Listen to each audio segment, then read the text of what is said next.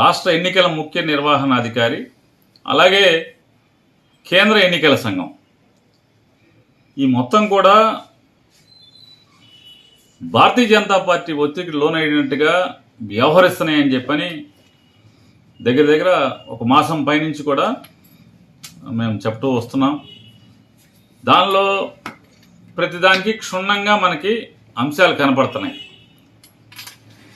YSR Congress party petition ఇస్తే దాని మీద కనీసం కిందకి చర్యలు కూడా రాసే పరిస్థితి లేవు. వీడియోల ఆధారంగా ఫోటోల ఆధారంగా తెలుగుదేశం పార్టీకి సంబంధించినటువంటి తప్పుల్ని ఎన్నికల కమిషన్ అంటే ఎన్నికల అధికారికి కానీ ఎన్నికల కమిషన్ కానీ ఫిర్యాదు చేసినా కూడా దాని మీద చర్యలు ఏం చేపట్టకుండా ఈనాడులోనో లేకపోతే ఆంధ్రజ్యోతిలోనో పేపర్లో పడితే చాలు దాని మీద ఆగమేఘాల మీద కేసులు కట్టడం. ఎన్నికల సంఘం ఏ రకంగా అయిపోయారంటే తెలుగుదేశం పార్టీ రోజువారీ రివ్యూ చేస్తూ ఎన్ని కేసులు కట్టారు, వైసీపీ మీద ఎన్ని కేసులు కట్టారు, తెలుగుదేశం పార్టీ మీద ఏమన్నా పొరపాటున ఎక్కువ కేసు కనబడితే ఆ వీడియో కాన్ఫరెన్స్లోనే పైనుంచి జిల్లా కలెక్టర్లని ఆర్ఓల్ని ఎస్పీలని బూతులు తిడతాం. అంటే తద్వారా ఏం మెసేజ్ ఇస్తున్నారంటే మీరు వైఎస్ఆర్ కాంగ్రెస్ పార్టీ మీద మాత్రమే ఎక్కువ కేసులు కట్టండి, టీడీపీ మీద కేసులు కట్టబాకండి, భారతీయ జనతా పార్టీ మీద కేసులు కట్టబాకండి, వాళ్ళు తప్పు చేసినా కూడా అనేటువంటి సందేశాన్ని ఇస్తూ వస్తున్నారని కూడా మేము ప్రపంచానికి చెప్తూ వస్తున్నాం. అయినా కూడా ఎక్కడ వెనకడికి వేయకుండా బరిదెగింపు దూరంలో ప్రవర్తిస్తూ వస్తున్నారు. ఆ వస్తున్న ధైర్యంలో మొన్న 25వ తారీఖున రాష్ట్ర ఎన్నికల ముఖ్య నిర్వహణాధికారి ఒక సర్క్యులర్ని ఇస్తాడు. ఏమని ఇస్తాడు? పోస్టల్ బ్యాలెట్ ఫెసిలిటీ సెంటర్లన్నీ కూడా ఎన్నికల విధి నిర్వహణ బాధ్యతను అప్పచెప్పిన ఉద్యోగస్తులకి ఓటు క్యాష్ చేసుకుంటాకి ఆర్ఓలే ఫెసిలిటీ సెంటర్ క్రియేట్ చేయండి, ప్రొవైడ్ చేయండి అని చెప్పి ఆయన ఒక సర్క్యులర్ ఇస్తాడు. ఆర్ఓలందరూ కూడా ఆయన తాకీదు మేరకు ఆయన డైరెక్షన్ మేరకు ఎన్నో తారీఖు నుంచి ప్రాసెస్ స్టార్ట్ చేశారు. ప్రతి ఎన్నికల్లో ఎవరికి విధి నిర్వహణ ఉత్తర్వులు వచ్చి అందుకున్నారో వాళ్ళందరూ కూడా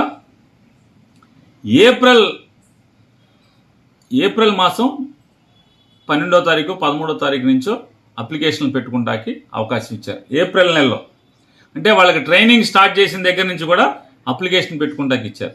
ఈ ఫారం 12 అనేది ఎక్కడి నుంచి వచ్చింది? అసలు పోస్టల్ బ్యాలెట్ ఎక్కడి నుంచి వచ్చింది? పీపుల్స్ రిప్రజెంటేషన్ యాక్ట్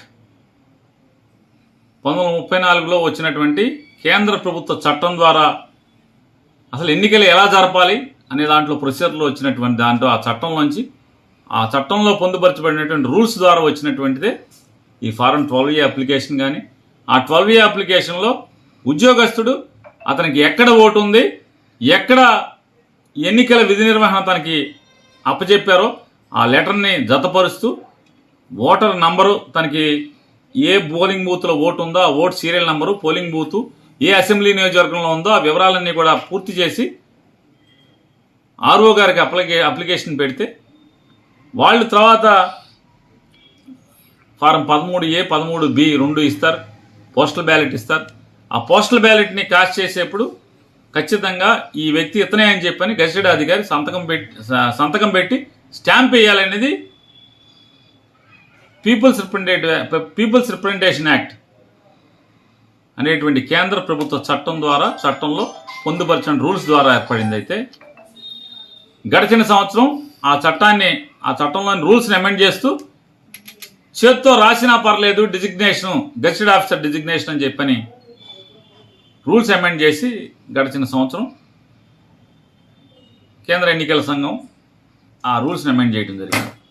కానీ కొత్తగా రూల్స్కి మీరి అంటే చట్టాన్ని కూడా మీరి చట్టాన్ని వీళ్ళ చేతిలోకి తీసుకుని ఆంధ్రప్రదేశ్ రాష్ట్ర ఎన్నికల ముఖ్య నిర్వహణాధికారి 25వ తారీఖున స్టాంప్ వేయకపోయినా పర్లేదు, సంతకం పెట్టకపోయినా డిజిగ్నేషన్ రాయకపోయినా పర్లేదు, చేత్తో అసలు ఏమీ రాయకపోయినా పర్లేదు, మీరు స్పెసిఫిక్ సిగ్నేచర్ తీసుకోమని చెప్తున్నాడు.